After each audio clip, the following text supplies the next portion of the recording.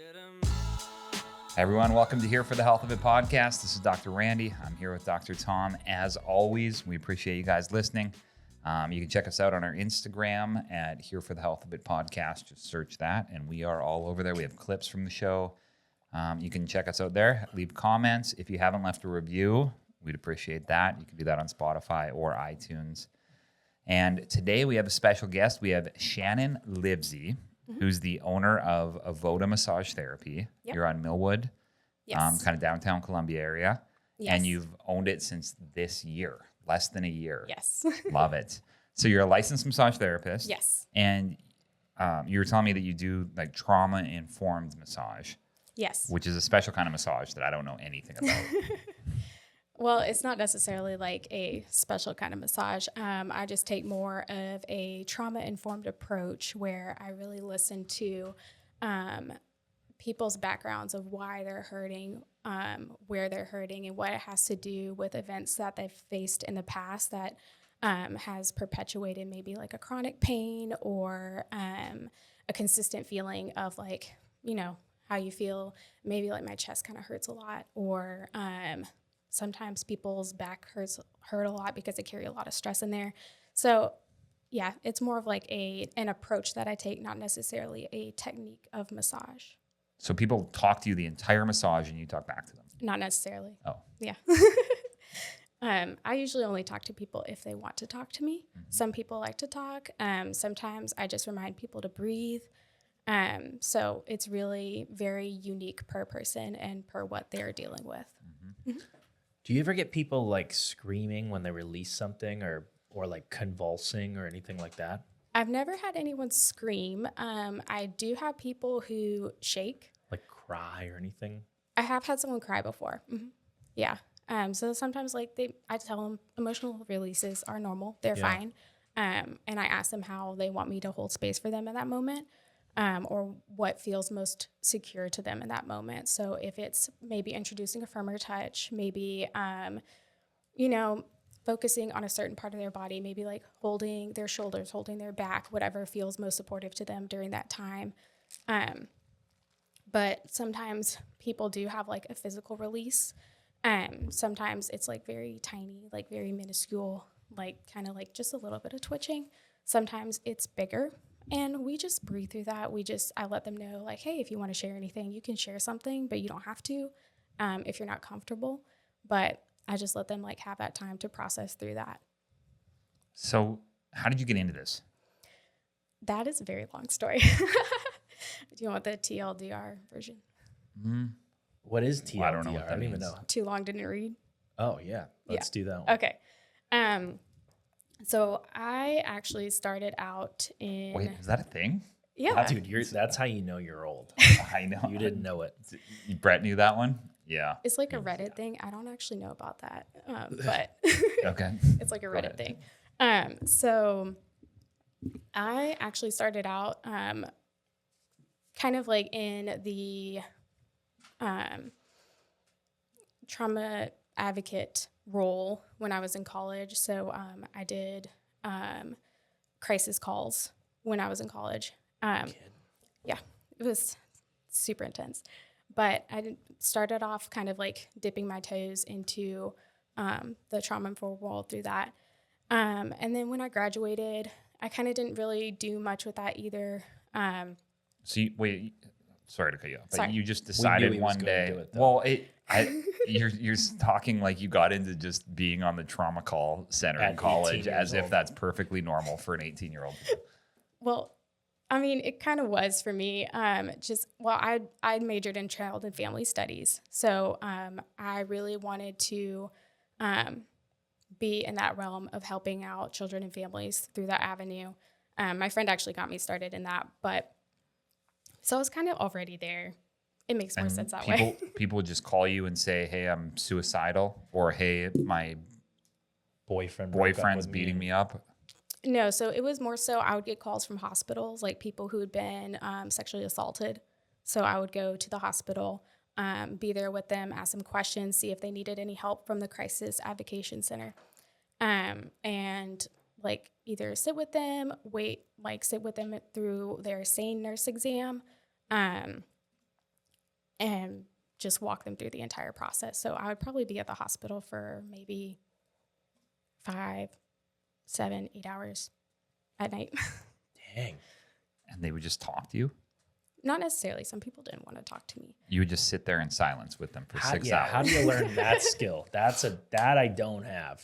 So I'm a very introverted person and a people watcher. So I'm very interested in people's actions and motivations for things. So I'm perfectly comfortable sitting in silence and just watching people. No kidding. Yeah. When did you know that? Like as a child, were you like that? Oh yeah, definitely. Yeah. So you probably don't really fidget, do you? Like you can sit there nice and calm. I mean, like, yeah, I'll like fidget around, but I mean, I don't have to sit there nice and calm. But yeah, I kind of just sit there, choose a seat that faces the street, see people's habits, wonder about what they're doing. Just coming up with stories. Yeah, it's really nice. Did you have to sign something to be in the room, or were people requesting you? So it was a nonprofit that worked with the hospitals. So you would automatically show up if there was any sexual assault case that the hospital got, because they did the sexual assault nurse exams, the SANE nurses, through each of the hospitals, and that was connected with the nonprofit that I worked with. I see. Mm-hmm. And it was mostly women, or was there a lot of kids and men? Yeah, I actually got a majority of calls probably for kids. So I'd just be like crying on my way to the hospital. It was not a fun time. That's rough. Do you take on like when you hear about the story, does your body start absorbing like to help cope with the person that you end up meeting with? Or do you like transfer some of that, or I'm trying to think like energetically what's happening? I mean, I think that's why like I was so comfortable just sitting in my car crying on the way to the hospital, because I didn't want to hold that in and I needed to be on whenever I was there. So when it was like a particularly hard case or something, because they would give me as much details as they could over the phone, I would just, pour it all out on my drive to the hospital and then kind of be prepared for what was coming next. Wow. All right, I got a weird question. In elementary school, what were your go-to Halloween costumes? Oh my gosh, I don't even know. Like you weren't I picture like blood and like the clowns that like I don't know. I get like the like I don't know. I feel like I was a pirate in middle school. Okay. So pretty normal, like pretty normal. You weren't like doing things that elementary kids normally wouldn't dress as. No, definitely not. All right. No. I was off on that then. What was the youngest kid that you had to go see? I think she was like a year old, maybe. Yeah. It was like a daycare call. So pretty young. Dang. Yeah. And do they give you the story on the way? They don't necessarily always have the information when they would call. So they would just give me as much as they could. So sometimes I would be very prepared. Sometimes I would just know that they came in and said that this assault happened and that was it. Like I might have a guesstimate of their age.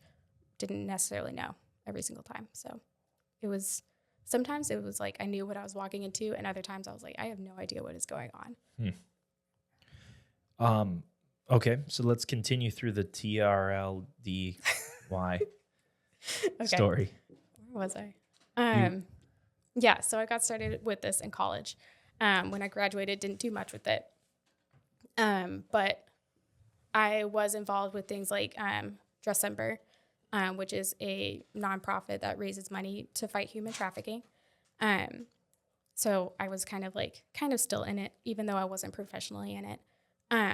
But one day I was driving home from a massage and I was like, oh, I had just a thought of like, this would be nice to be able to help people who have had trauma through touch, like heal their relationship with touch.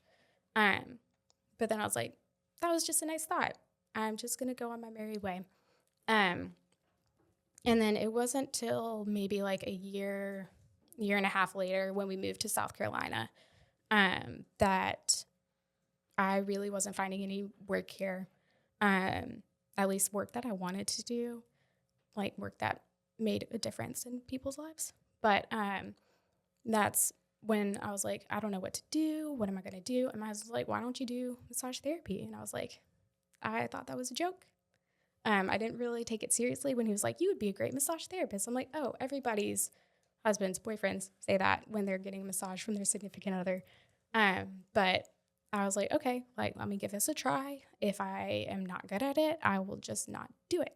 So I went through school. I was actually pretty good at it, not to like toot my own horn or anything, but Kind of a big deal at school. yeah. Which school? I went to Southeastern College, the one by the old mall. Is that the old Like mall? Richland, like the Richland Mall? I don't know. Oh, down on Two Notch? Yes. Okay. Yes. Yep. Yeah. I know there's like basically like no malls anymore, but that's fine. And how many people were in your class? Well, I went to 2 different classes. So I started out at night school because I was doing it part-time, and then had to take a pause because I had my second son, and then started day classes. But that was also like during the pandemic. So it was kind of like a catch as catch can when you could get in, and then we started having regular classes again. So really, I would say average was about maybe at one point 15 people, maybe average, Nice. I would say. But yeah, so graduated from there, and got a job at a spa. And I really enjoyed it. Like, I really enjoyed working with clients. But ultimately my goal was always to open up my own place and to do my own thing, because I really wanted to do things. Like, first of all, I value doing things very slowly and intentionally, which is not very possible when you have a client on the hour every hour. And I also really value like just taking time with clients afterwards as well to maybe like debrief with them. Really just, I wanted to give them my time, my uninvited attention during the entire time, so that they're not getting me like through bursts of things. I was always chronically late with my spa clients because they knew that I would take a lot of time with them. But that was something that I really valued, so I knew I could only do that at my own place. And I wanted to create an environment where I could also take time off and spend time with my family. I didn't have to work all the time to like make the amount of money that I wanted to make. So that's kind of what led to me eventually branching off and pursuing my own business and my own format of massage. Nice. A lot of what you do in your studio now, did you learn in school, or has it been stuff that you've kind of taken and evolved or learned from seminars outside of school? I would say that really it's a very nice blend of everything. Obviously, you learn the basics in school. You learn about like different modalities, but you don't necessarily dive like way too deep into modalities. So I would say it's like a nice blend of everything, because I've definitely like, I am that person who is extremely nerdy and will take all of the classes. So yeah, I've definitely like gathered things from other seminars, other courses that I've taken, and kind of like blended that into what I do today. If somebody calls though and wants, like, I know there's traditional massaging out there, like Swedish massage and deep tissue. Is that something that if a listener's like, I want a Swedish massage, do they call you and say that? Or is it more, what would the style be called, or how would you describe it? So for that kind of thing, I call that an integrative massage, because no massage is really like just a Swedish or just a deep tissue. Because you do a lot of these things in a normal umbrella Swedish term massage. Like, really, Swedish is just the style of stroke. So you can use that. You can use deep tissue in a service throughout. You don't have to necessarily use it on all parts of the body. You can switch up with like some stretching. You can do like tapotement, which is like kind of like a tapping. Yeah. So really, like, a Swedish massage isn't really a Swedish massage unless you're only using Swedish strokes. So a lot of people ask for like Swedish massage, and you're really already getting a blended service. So And nobody knows what that means. I don't yeah. know. What is it, just the length of stroke, or what is it? So it's like a long gliding stroke. Gotcha. Yeah. Versus what would be another option? Trigger mean- point stuff where you're just holding one spot. Yeah, you can like hold a spot. You can do like compression. You can do like stripping. You can do kneading.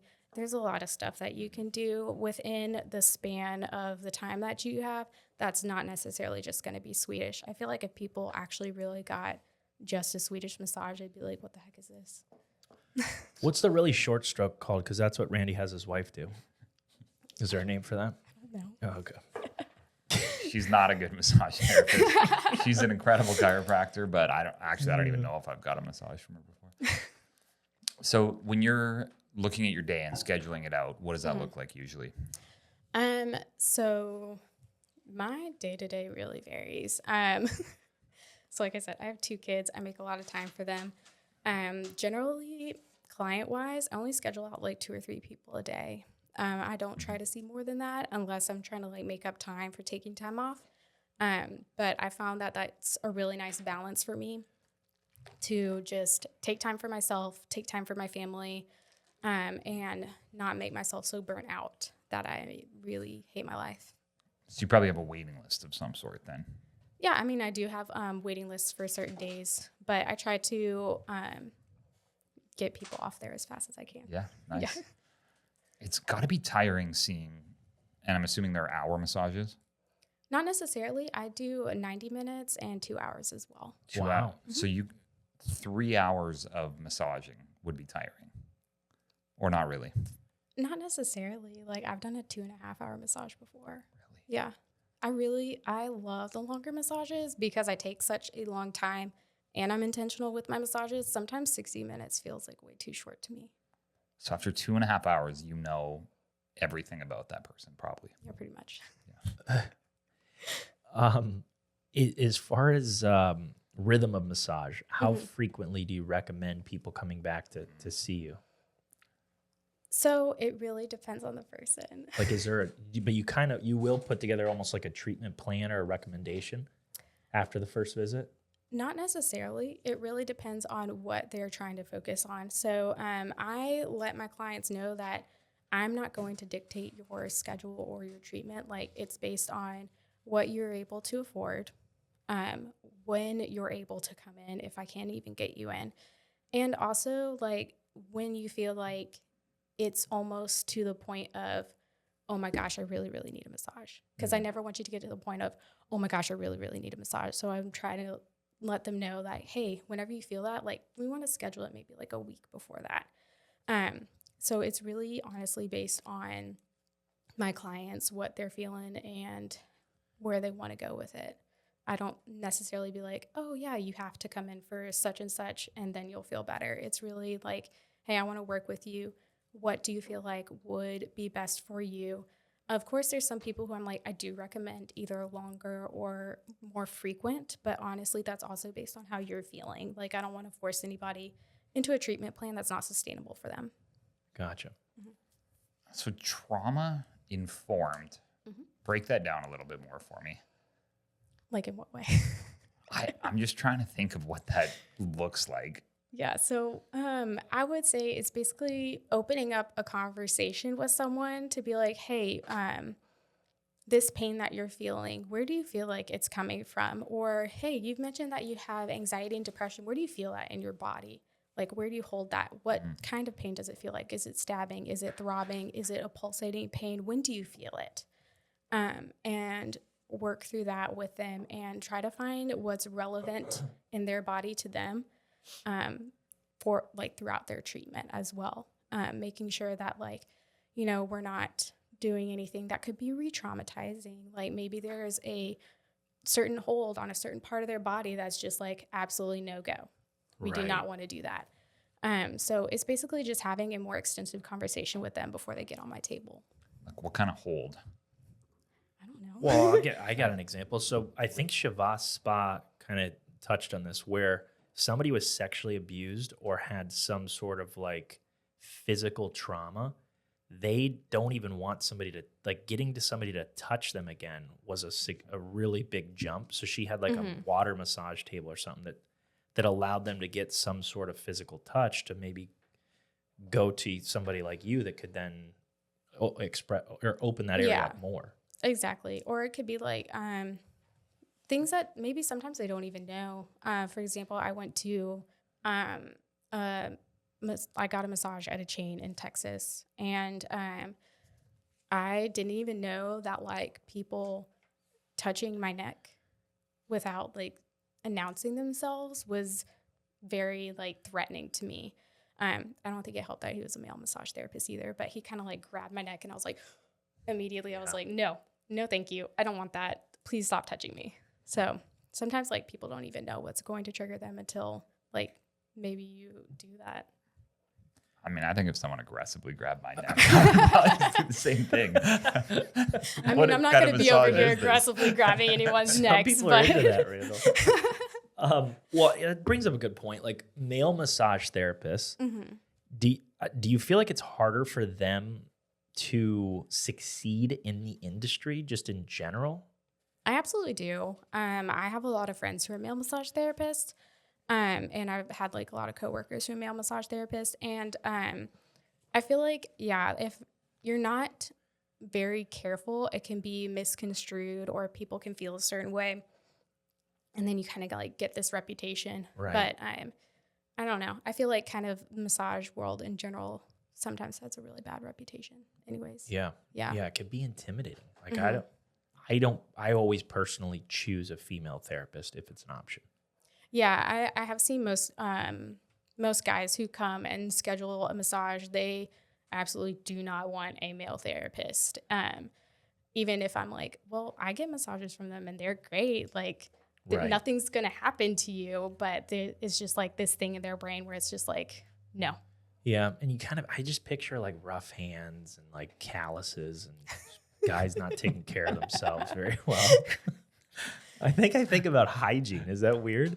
Like I think of the hygiene of the massage therapist when I get a massage. Yeah. Because you know what I mean? I don't know. I think if I'm like grossed out, I'm uncomfortable.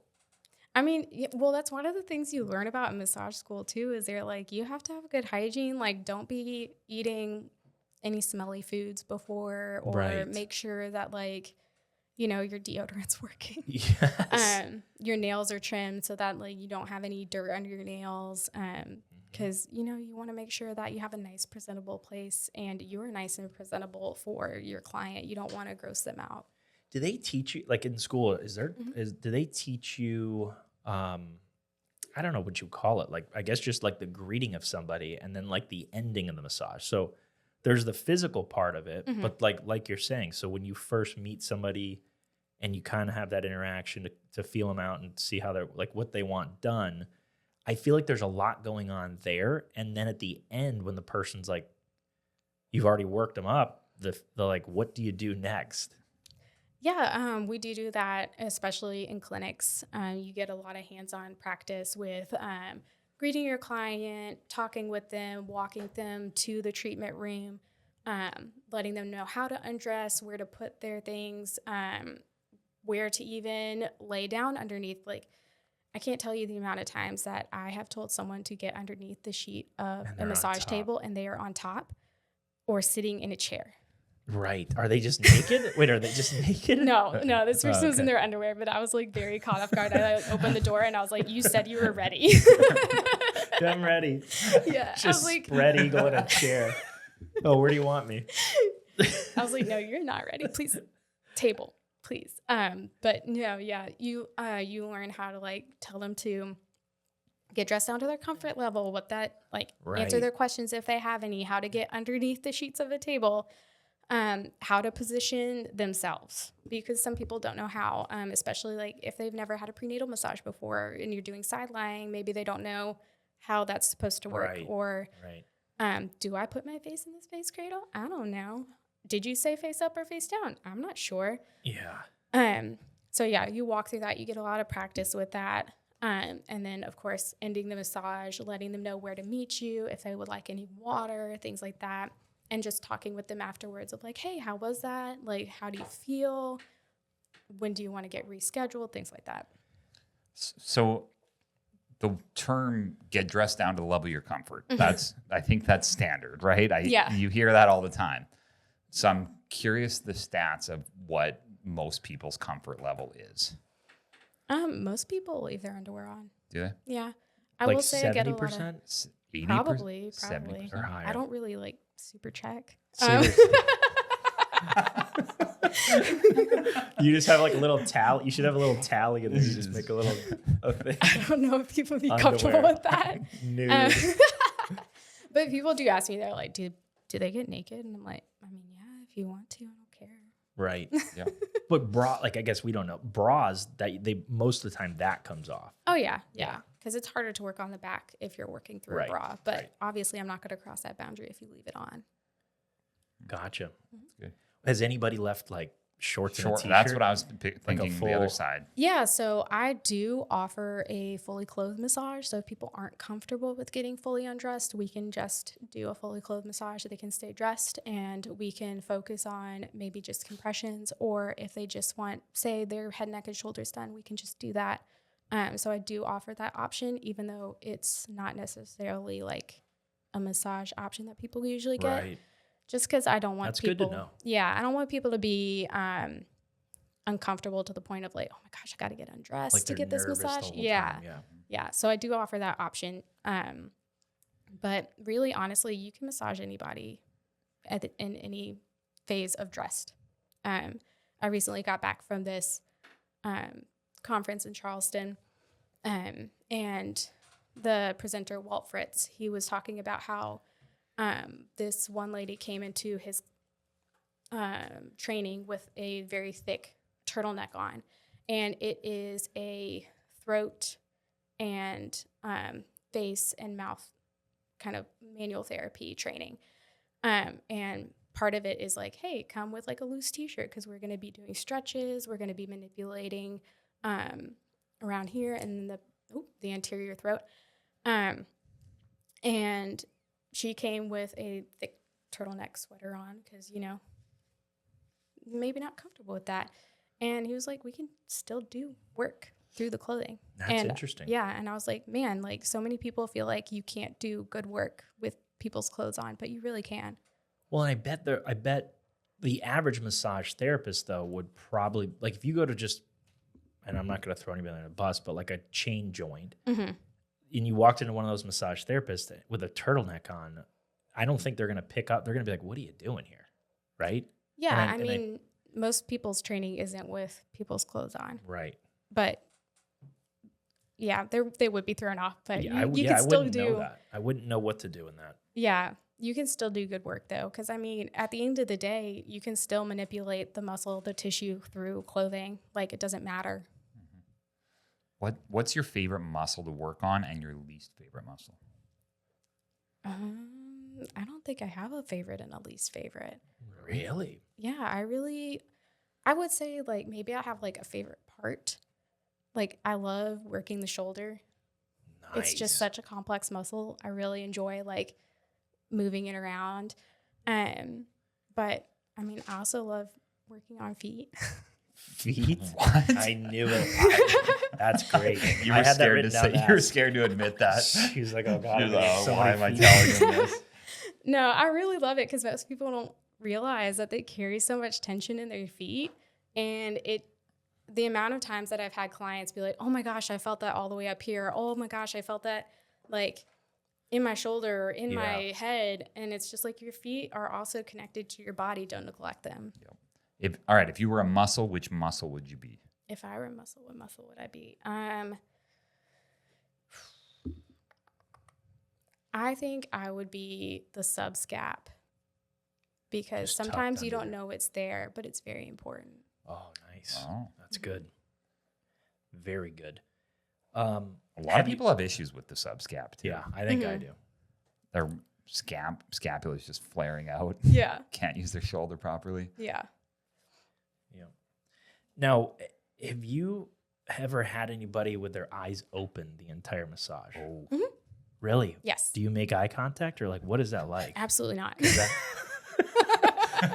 I mean, are they, because even when it's like roll over, any of that, I just stay shut the whole time. I don't want to see anything. Yeah. I just want to. I mean, some people aren't comfortable with closing their eyes because that's another level of vulnerability. Really? Yeah. Like just imagine you were told to go into this room with a perfect stranger and close your eyes. Right.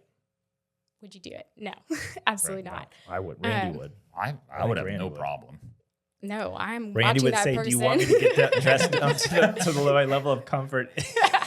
Well, I would say, No matter what it is. I would have no issue, but it would generally be pre-vetted for me. So 99.9% of the time, if I ever did something like that, like go to see somebody, it would be because somebody that I know recommended them to me. Sure, but I'm saying say someone was like, here is a room. I want you to walk in with this stranger that you have no idea who they are and close your eyes. No. Probably wouldn't do that. No way.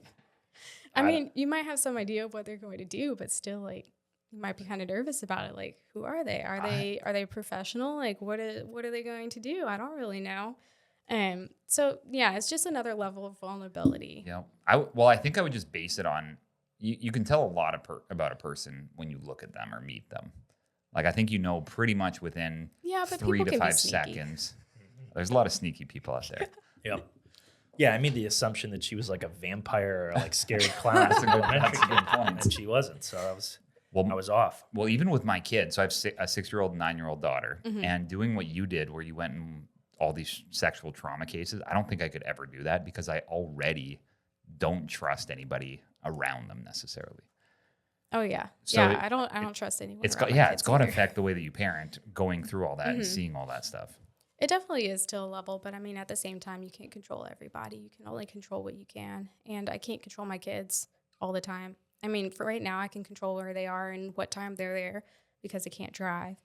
But I mean, at one day, they're going to make their own choices, and so I have to let that go. All right. Have you ever had to hug or cuddle somebody? Like if that was a part of their... Is that weird? No. Yeah. Well, here's what I was thinking. Hugging would be normal. I Hugging could would see be you normal. hugging a lot of Cuddling people. a client would be questionable. Well, you mentioned... Well, here's what made me think of it.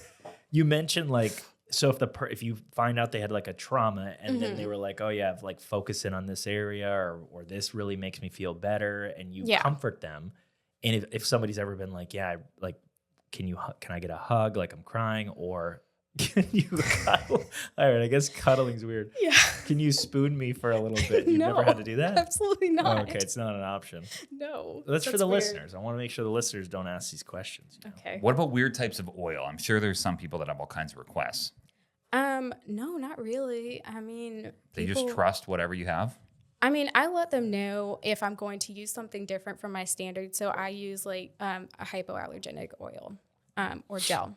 It's not really, I mean, it's an oily gel, whatever. But I will let them know if I'm going to use something different. Like if I'm going to use a shea butter that has like certain ingredients in it, I'll be like, hey, like, are you okay with this? Are you allergic to anything? Just double check with them before I use it. But for the most part, people don't generally ask. I think massage is so cool. I think it's, for a lot of people, they don't get touched at all. And I never realized this until I got into the chiropractic world, is that there's lots of people that I was the only person that touched them in their entire month or week or whatever.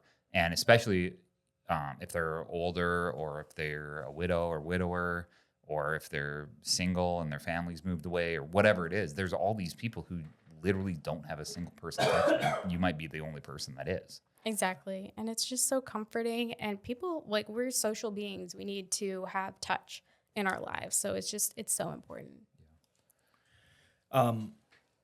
Walk us through just your general process, just so everybody kind of knows. They call you up, they want a 90-minute massage. It's their first time. I don't answer the phone. Yeah. Oh, you don't? How do they reach you? No phone. No, generally my phone's on Do Not Disturb, or it lives at the front of my house, so I'm not on it. So people can call me. I'll follow up with a text, just because that's the easiest way to contact me. But yeah, if they want to book an appointment, if they're having issues, I'll help them out. But otherwise, I'll direct them to my booking site, and then set something up with them. It really, like, whatever they want to choose. I have integrative. I have my minded body, which is my trauma-informed service for people who really need some extra hand-holding through the process. What if you don't know you need it, though? Like, Well, I we kind of can want to also- do that. I don't know if I need it. Yeah, we also make that decision day of, too. I told people, like, you can book it for whatever you feel like you need, and we can make adjustments as we go. I'm never trying to, like, upsell anybody or charge them more than what they actually need. I have had people book the mind and body session. I'm like, you really just needed an integrative massage, so we'll just bump that down for you.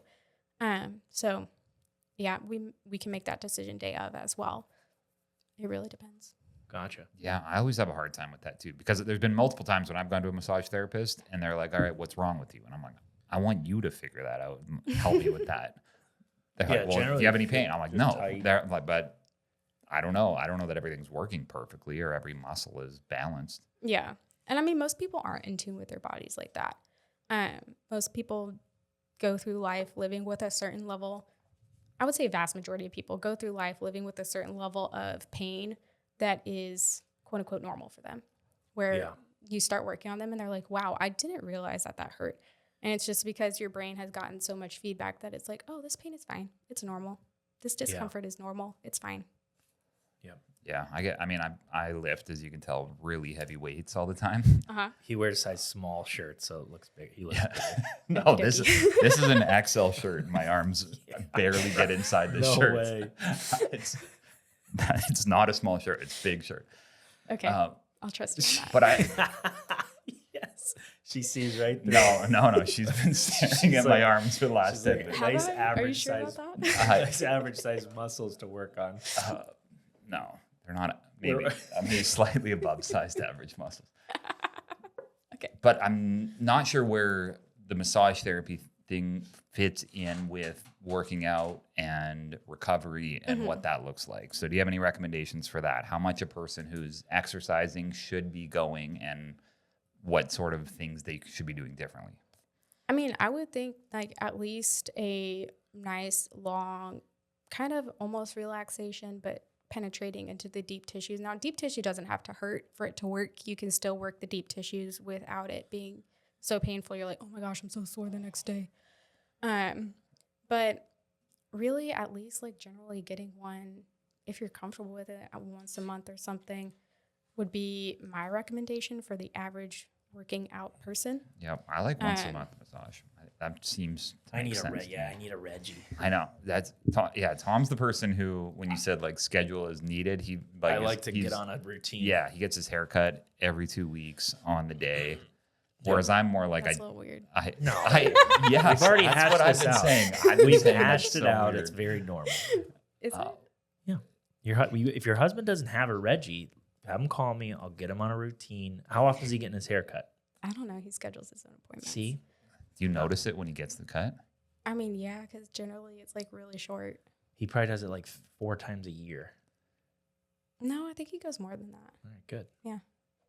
Yeah, I like to I just text whenever I look at my hair and I'm like, it doesn't look that good anymore. Me too. Yeah. Yeah. I think I get my hair cut twice a year. That's like saying it. That's a well, normal. see, like you guys don't make sense. It's 'Cause in the reactive. yes, I know, but it's we're in a not health. We're all It's not in the health preventative related. world here, and you guys are waiting for the symptoms and disease to then. I don't know. I don't think a haircut's not preventative. Come on. I got more questions here. Let's talk. Do you ever try to evoke emotion while working on somebody, like whispering, like, "Tell me about your dad"? No. No. I never want to provoke something that Like even if you're working on a spot and they like say you're saying like where do you feel the anxiety and they say like, oh, this is for sure my husband annoys me and always it's right here in my shoulder. Do you like press into that more or you just kind of like they identify it? And no, because I'm not a therapist. You know, I'm not gonna talk you through your life's issues. There's like 3 other people in our building who can do that for you. But also like it's not my job to kind of lead them in a certain direction. So I never want to ask any questions or anything or give them suggestions that would lead them to being like, oh yeah, this is relevant to what I'm feeling. Because it might not be. It might just be suggestive. It might just be like, oh, wait, now that you're saying that, now I feel that. And it's like, was it a genuine feeling, or did you just say that because I'm the expert and I Right. told you should feel that way? Yep. I think therapists like to do that stuff. Well, and is it called German New Medicine? I have that written down as a in there? question. Yeah. Yeah, that's what. Have you heard of that before? Germany medicine? I have. It's I have. I haven't like dove You would into love it. You would love it. I don't know. I'm like a skeptical person. No, this is right up your alley. I can already tell. So I'll send you some YouTube videos. So Dr. Melissa Oh no, Sell, I have like I follow her and I have like the whole entire little like 5 German biological New laws, the whole- medicine book. now, well, so this is what good. So you're familiar with it. This is what I was wondering if Barely. you've noticed, because they get very specific. Where say it was like use shoulder for example, they would say something like if you're right-handed and it's your right shoulder, they would narrow it down to like, and I don't know, I'm going to make this up, but there is a No, rule to yeah, this. I know. It's like your mother or Yes. child, and then it's like And if it's you the have some left- unresolved tension with them, or like someone who's outside of your family if it's the other Yes. side. Have you seen that? See, like that's where I feel like you could get some statistics on a lot of that stuff to test it. Because I feel like when I was doing a lot of consults and I would start going down those pathways, like so the shoulder pain came out of nowhere. There wasn't a trauma, there wasn't a fall, there wasn't an injury. It brought me right to like, all right, well, what happened mentally? Like what happened emotionally? Where's the hidden trauma at? Yeah, and I think definitely our bodies record like emotional trauma as well. I was reading, I've been doing a lot of reading on craniosacral therapy, and in the book they were talking about how he was saying, a physicist was saying, yeah, that makes sense because you can record music on a piece of plastic. Your muscles are way more complex. Like what makes you think you can't record your emotions, your trauma on them? Right. But I don't know. I haven't gotten into German New Medicine that much. Shannon, we might need to do a study series at your place. I would be curious if you looked at it because I didn't find any correlation when I was listening He's full to of it. I'm like always like I would such a like skeptical person. I would fall on my shoulder. Spot on. I would fall on my shoulder playing hockey and it would be hurting. You'd be like, "Oh, you're having problems with your mom." Like, When I did you just get fell on my. I just fell on my. No, I just fell on my shoulder. If you know the trauma, then that eliminates it. But it's for the unknown traumas, like, oh, my hip hurts out of nowhere. Did you do anything new? No. You just fall. Like, it would just be my hip started hurting, or shoulder, or back. You know what I mean? Like you have to narrow it down. Like if I got in a car accident, I'm not gonna be like, well, you got in a fight with your mother-in-law last week, so that was probably it. I mean, maybe that caused the car Right. accident.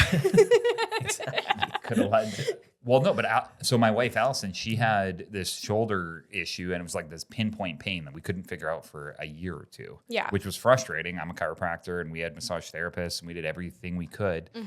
And then one year we changed our diet. We did Whole30 for 30 days. Yeah. And by like day 20, she said, "Wait a minute, I don't have my shoulder feels good," and it was just inflammation from certain foods. And she was eating pretty clean, but it turned out she was allergic to it, or it just caught. I think it was avocados was one of them. She was just Oh, me too. allergic. I'm allergic to avocados. Are you? Are Yeah. you type O blood type? Yeah, that's supposedly type O blood types can't handle avocados. Interesting. I wish I knew that Positive before I ate and one. negative?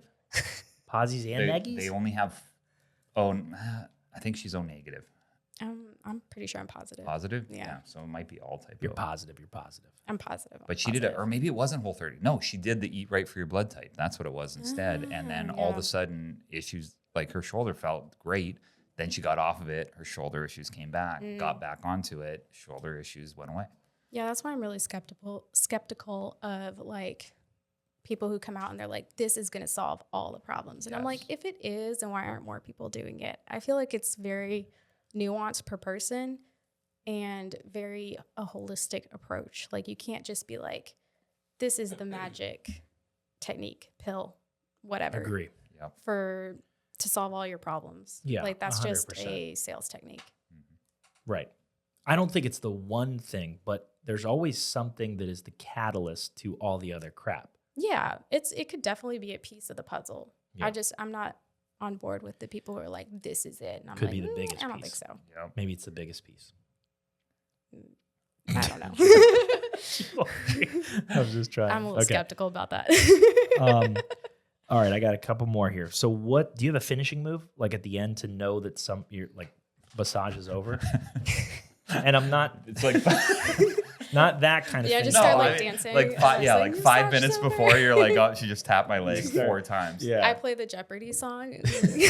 Get off the table. No, Closing I'm time, kidding. semisonic. Yes. I like to do like 3 deep breaths with people while I just cradle their The head skull, in my hands. yeah. Yeah. That's a good one. And then when they do their last exhale, I kind of like slowly release. It's Yep. just very calming. Nice. What about, have you ever done the slapping thing on people's feet? Like it's almost, I forget what it's called. Karate chop, like the karate chop. Yeah, you're getting, well, I took my It's called youngest deportment. to Popeman. Yeah. Yes. I took my daughter to a pedicure. She's like, Dad, we got to go on date night. We got to go on date night. And we just ran a half marathon. So I was like, oh, okay, this is perfect. I'll take her to like a salon and we'll do a pedicure. And she was working on it, but then she was kind of doing like working on my calves. And I was like, oh, this is kind of nice. And then just started slapping my calves so hard and my feet. And it was just in the middle of the room. And there's just this slapping. It was just both sides slapping both calves. And then she picked up my foot and just started hammering my foot. That's not normal. It can't be. Is that a thing? I mean, I didn't know. Yeah. And I mean, this is my second pedicure in my entire life. The weirdest I didn't stuff know. happens with them. The weirdest stuff. Yeah, I would question that place, but no, you don't slap people, but No. you can. I mean, You should use the side of your hand, not the. yeah, don't. Yeah, Like if it's an open hand. don't use an open. Yeah. It's a little weird. That's what I thought You usually too. like kind of do a loose fist, so you're not injuring anybody. But Oh, yeah, personally, yeah. I don't like deportment.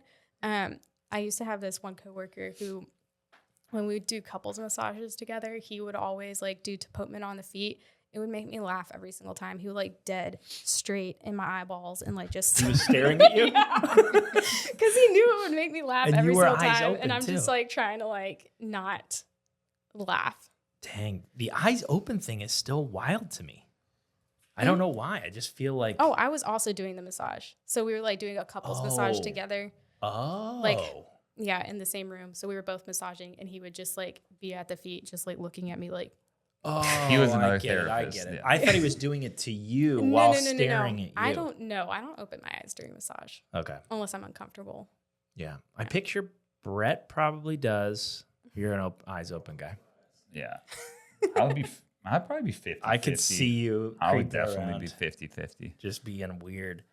All right. What kind of tunes are you playing? And can people request certain music? I don't necessarily do music requests. I generally choose like a nice lo-fi. I've been What's playing. lo-fi? I don't know how to explain it. Like the Beatles or? No.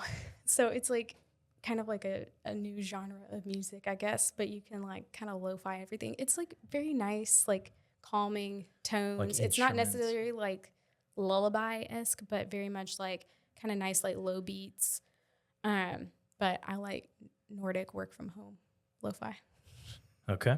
Nice. What Very- about very like, niche. but have you ever done those African drums, like bongos and that kind of stuff? Tribal?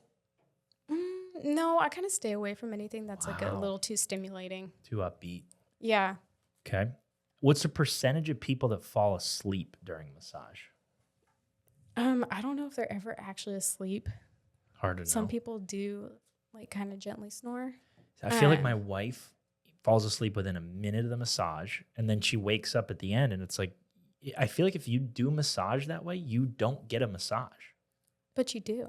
But you do. I'm with you. She had it performed, but like you don't. Yeah, I have had people who are like, I don't want to fall asleep because then I'm Right. wasting my money. I'm like, but you still get a massage. Like you just get a nice, good, relaxing massage while you're asleep. Like what's the problem with that? But some people are very like, no, I will stay awake. But I would prefer to fall asleep during massage. Really? Honestly. Yeah. Like that's like a really nice hour-long nap that I don't usually get at home. All right. What's the percentage of people that fart during massage? Like you have 10 people that come in. I don't know. 1 out of 10? I don't know. I don't try to like Yeah. count or. I feel like there's got to be some stuff that's happening. I there where mean, you're they like, probably oh, do, boy. but not everyone smells. All right. You don't. I mean, you don't hear them or anything.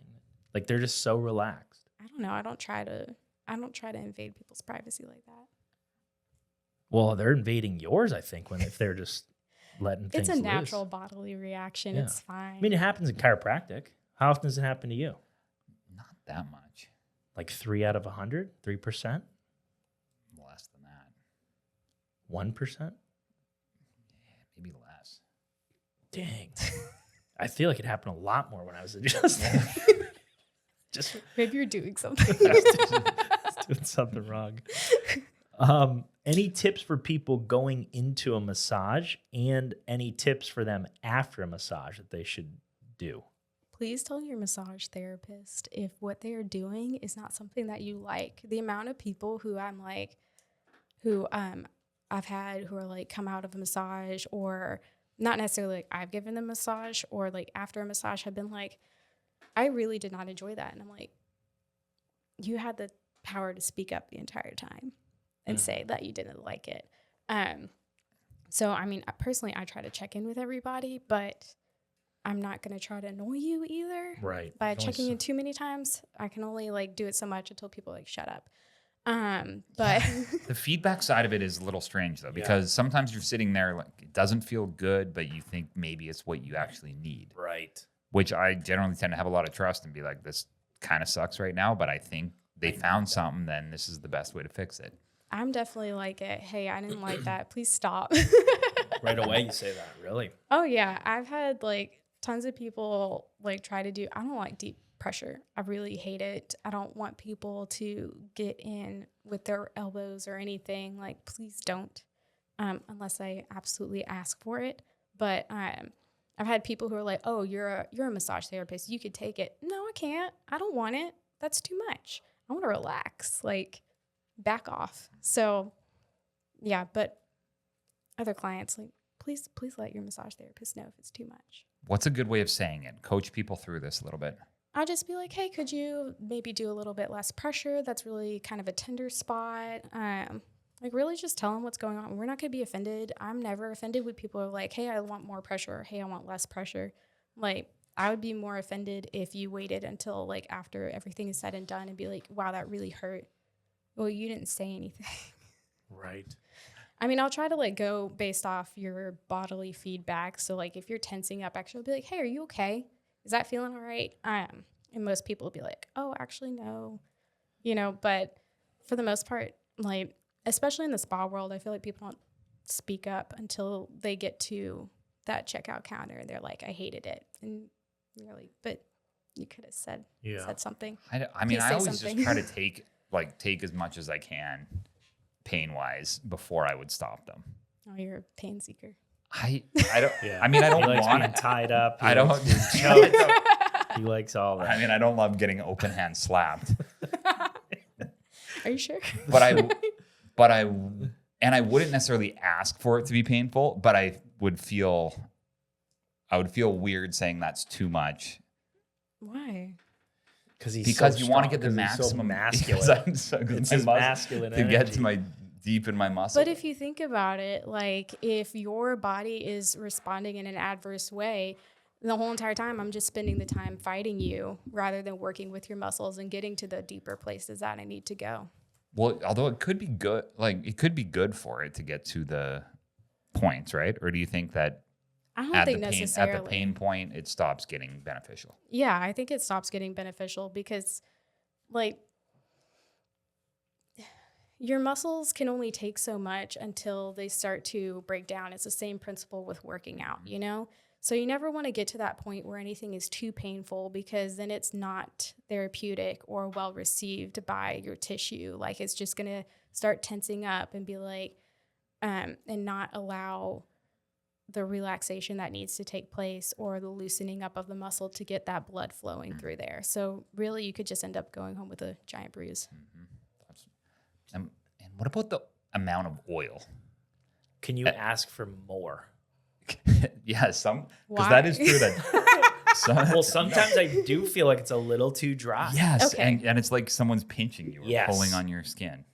Yeah, I tend to not use that much because I want to have like a good traction. But generally, if like I'm assuming you're talking about like hair, like hair pulling. Hair? No. Wait, why would you assume that? Where did you jump? I have no idea. I was not. I mean, like when you're massaging Oh, someone and the hair hair. gets pulled. Wow, I thought we were like, I was like, where did That's I? No, like when you're massaging someone. And, Yeah. yeah. Well, yes, for sure that. I would say you're right about that. Yeah. So sometimes more oil is helpful, but sometimes it just mats the hair down and makes it more like not very manageable. So in that case, I would probably just use like shea butter. It works better with like hairy people. Like a cream, is that what you're saying? Like a more of a creamy texture? Kind of. It's kind of like, so it's like solid and like Yeah, a state, and you just kind of warm it up with your hands. But that generally is able to like allow the glide on the hair better than. I like I feel like more oil, the better. Like I feel like it's just. But there's like Like no you're traction. like you're swimming. Just spraying it all over. It's on the ceiling. Just gliding around. So hairiness. Well, so I'm curious. Like hairiness, his arms. Look at my arms. His are way more hairy. I don't know. Well, how would we rank on like in general hairiness? Like scale that, you're gonna from have what to you use see? a lot of shea. Probably like You typical. double up. Average. Yeah. Okay. No, this is I'm- average. Look Would at how he- thick his is. Would he need shea butter? Is this a shea butter arm, That's a or is this just a normal? Maybe that might be a shea butter arm. Maybe. Yeah. no. You are you working on kids? Oh. You see kids? So right now I see infants only. But I do want to open up things for pediatrics. My idea of like thought is that massage is beneficial at any age. I massage my kids. They're like 3 and 6. Yeah. And they really enjoy it. They ask me to massage their faces all the time. It's really cute and sometimes annoying. Yeah. But yeah, I really think massage is beneficial for any age. So my thing is I want to create a practice that is welcome to any age. So in infants, how long is an infant massage? It depends on the infant. So I generally have it blocked out for like 45 minutes to an hour. But it depends on whether or not the infant's ready for it. It generally like, if they're wanting to move around, that's not a good time for massage. If they're fussy, that's not a good time for massage. Generally, if it's like after a feeding or like right before sleep or after sleep, those are generally better times for a massage for an infant because they're more receptive to that work. So which I feel like would be hard for a mother to plan that, or father, I guess. It can be. I mean, if you have your infant on a schedule, it's generally easier. Obviously, they don't necessarily perform when you want them to perform. 100%. yeah. As soon as they know that you're going to go do something, they don't want to go to sleep. Yes, absolutely. But I mean, I work with them through everything. Like, even if, we just have to play a little bit, get some work in, that's totally fine as well. I tell parents, like, have zero expectations, like none, absolutely none. And it'll go well. I know it'd be like torticollis type things, or are they just wellness babies? Both. I see both. Yeah. Do you work on stomachs? So I am not certified to work on people's stomachs. Okay.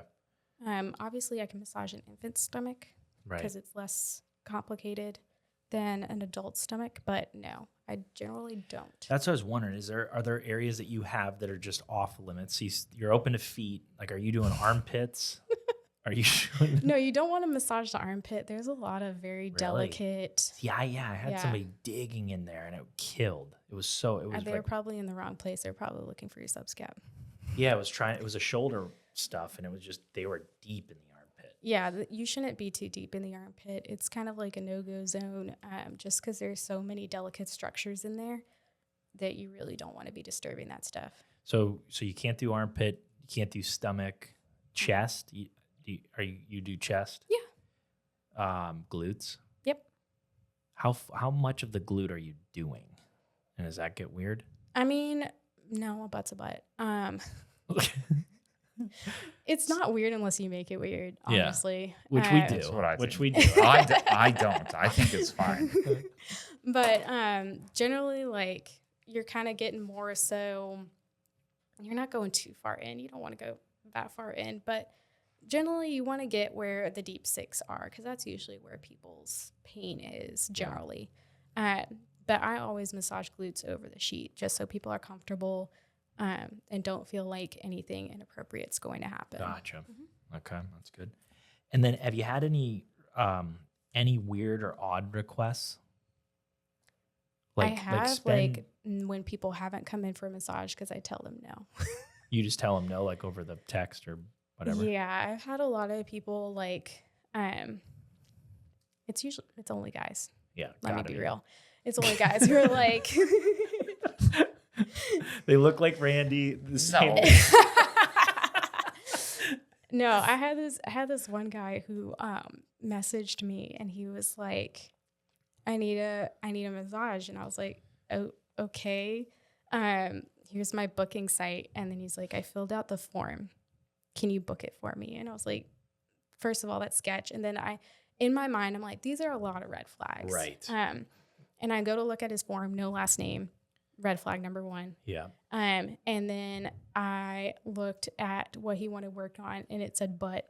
And that was red flag number 2. And so we were not communicating with that guy anymore. You just say no. Because I was wondering that if you've had anybody that you had to say no to. Mm-hmm. Have you had to do that in person ever? Where like they made it past, they're in your room and it's like, hey, we need to end this? Or no, I haven't had to do it in person yet. But I have had people like do sketchy things after the service is over. Really? Like yeah. what? One guy just stood up while I was still in the room, fully naked. I was like, wanted you to see everything. Yeah, I was like, nope, this is not okay. So I like quickly exited, did not make contact with that person ever again. Yeah. Yeah. And I guess how do you protect yourself or what do massage therapists do with the ultimate, like the creepy guy that wants the happy ending? Do you report them or what's the move for, like, I've always wondered when you hear these stories about like athletes on the news that were going to this spa and getting the whole deal. What? You see how well that turned out. Right. There's so many things that go through my mind. I'm like, it's so strange to hit that point where you're even asking as a person in the room. Like, that's just strange to me that you're that perverted that like, hey, whatever. And then B, from the massage therapist standpoint, what do you guys do with that? And like, is that something where you immediately report the person and they're banned? Like, I don't know what that is. Like, do they go on the sex offender list? Like, what happens? Because I don't know that. So it's very hard to provide evidence for something that happens in the room because it's just your word against theirs. Right.